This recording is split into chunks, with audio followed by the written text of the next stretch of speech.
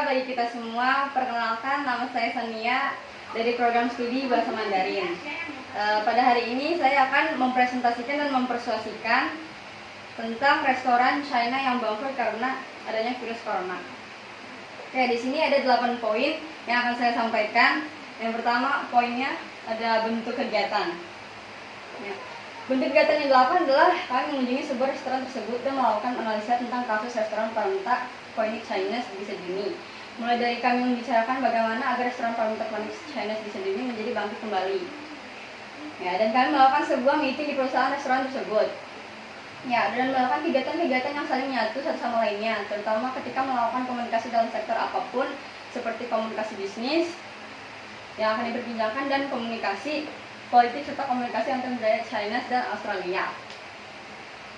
Ya, seperti kasus tentang restoran Phoenix Chinese di Sydney yang bangkrut karena virus corona.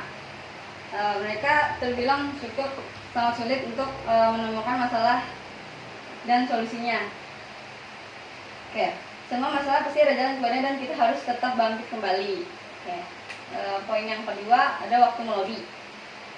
Waktu melobi, ada kalanya kita melakukan waktu melobi di saat kita melakukan meeting bersama dan pihak-pihak yang bersedia hadir dalam melakukan masalah lobby ini, dan memang terbilang cukup penting dalam mengikuti kegiatan lobby ini. Ya. Karena dalam melakukan suatu cara dan yang meningkatkan kembali restoran yang sudah bangkrut tersebut menjadi bangkit kembali. Ini semua akan menentukan waktu pelaksanaan lobby dan agar lebih efektif. Saat lain yang tepat untuk melobi adalah saat mengikuti seminar lokakarya, workshop yang akan dilaksanakan dalam seminar ini.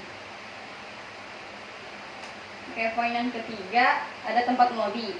Tempat melobi kita melakukan adanya seminar online yang memang diadakan lewat online dan tidak bertemu langsung.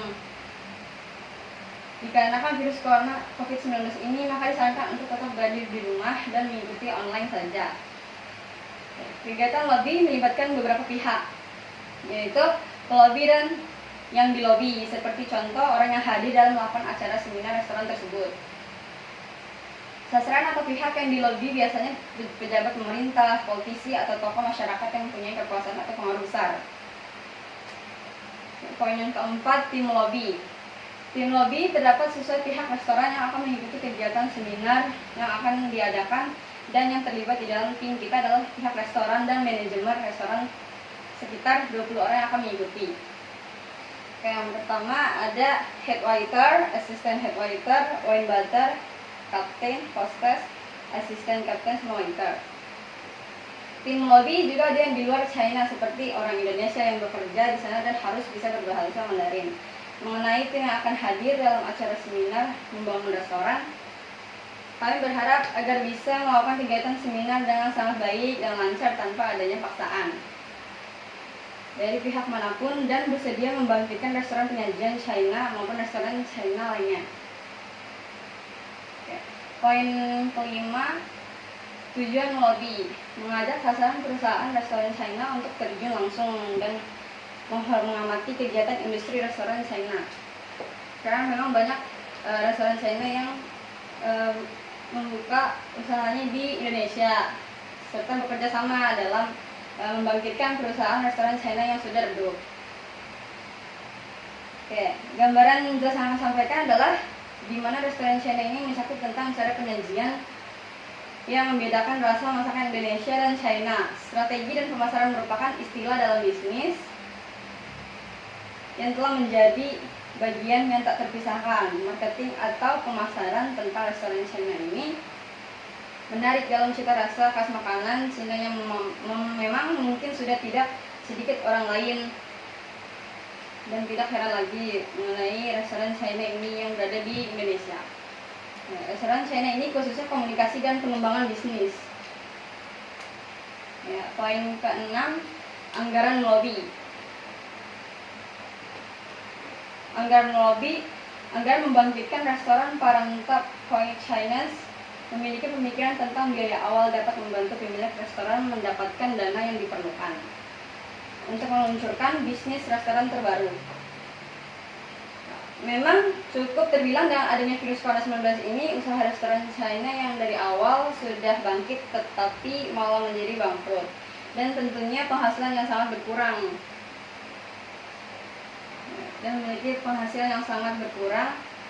serta pelanggan yang sudah hilang. Ya, saat ini memang kondisi pandemi COVID-19 membuat kita semakin susah untuk kita yang ingin bebas pergi kemana saja dan harus tetap mengikuti protokol kesehatan, terutama dalam membeli makanan yang biasanya makan di tempat ini sudah tidak bisa lagi dikarenakan COVID-19 ini. Ya, untuk itu cobalah memakai cara untuk membuka pesanan makanan online seperti GoFood, mengantarkan makanan kepada pembeli dan meyakinkan mereka walaupun tidak makan di tempat tetap saja enak dan tidak mengecewakan pelanggan. Ya, poin ke-7, persiapan matang. Yang pertama ada strategi pemesanan online. Jasa pengiriman makanan meningkatkan strategi pengiriman makanan melalui situs atau aplikasi pemesanan online. Layanan online memberikan pelayanan yang sangat jauh lebih baik dikarenakan COVID-19 ini, yang cukup besar dalam perkembangan restoran dengan teknologi seperti itu. Loyalitas pelanggan dapat didapatkan dengan mudah.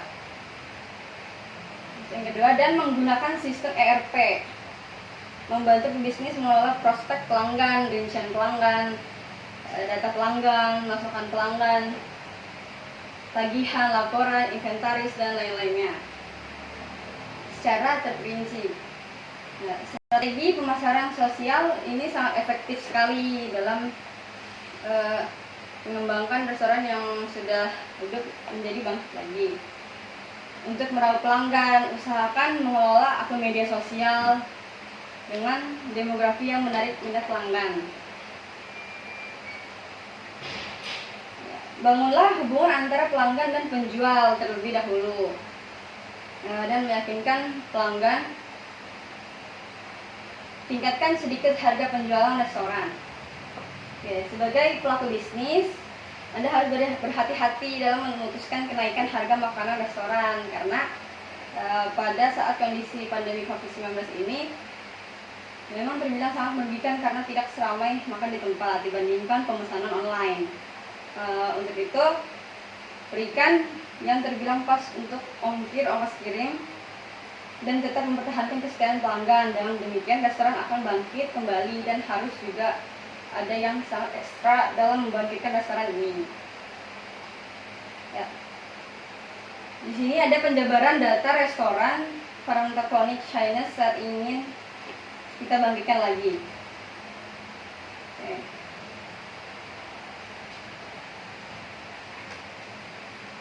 Ya. Berikut penjabaran data, berikut peluang kebangkitan bisnis restoran Farangtoconic China. Oke. Kita bisa lihat di sini ada peluang kebangkitan bisnis. Peluang kebangkitan bisnis yang pertama ada warna merah. Yang pertama yang tadinya menurun, kita bisa bangkit lagi. Itu yang diagram yang kedua ada merah sama hitam. Ini sama dan sejajar dan tidak ada perubahan. Dan kemudian yang warna merah ini bangkit lagi dan kita sudah menemukan masalahnya dan kita akan membangkitkan lagi.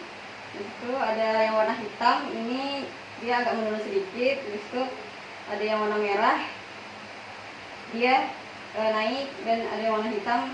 Kita berada di posisi yang warna hitam ini dikarenakan kan kita mau membangkitkan kembali gitu, restoran yang sudah ini, seperti restoran Chinese yang berada di Sydney, Australia.